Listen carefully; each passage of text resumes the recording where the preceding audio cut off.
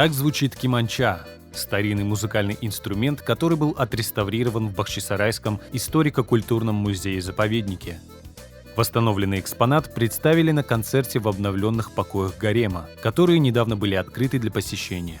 В руках виртуоза, солиста Московской филармонии мастера-музыканта Анатолия Гриденко, древняя кеманча ожила и вновь зазвучала после долгих лет молчания.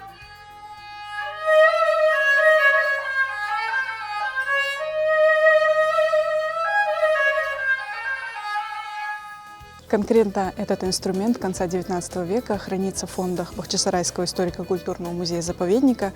Реставраторами музея он был восстановлен и приобрел не только экспозиционный вид, но и функциональность. То есть теперь на этой кеманче можно играть. Специалисты музея под руководством начальника реставрационного отдела Гульнары Османовой проделали огромную кропотливую работу. Состояние предмета, который попал к нам в музей, было очень непрезентабельное. Корпус был поврежден, многочисленные утраты лакокрасочного слоя.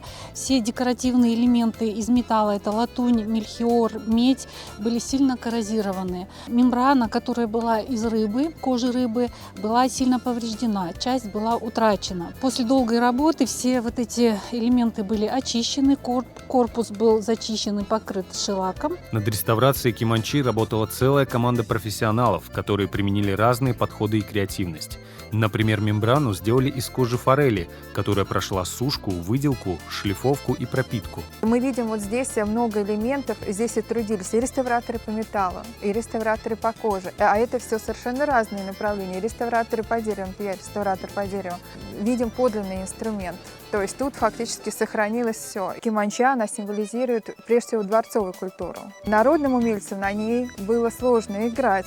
Кеманча – инструмент, известный в культуре многих народов. В Бахчисарайский музей этот экспонат попал из частной коллекции. Она передавалась из поколения в поколение. Она была в одной семье, в армянской, но была создана азербайджанским мастером 130 лет тому назад. Отреставрированная кеманча пополнила коллекцию музыкальных инструментов Бахчисарайского историко-культурного музея-заповедника, и теперь ее могут увидеть все посетители.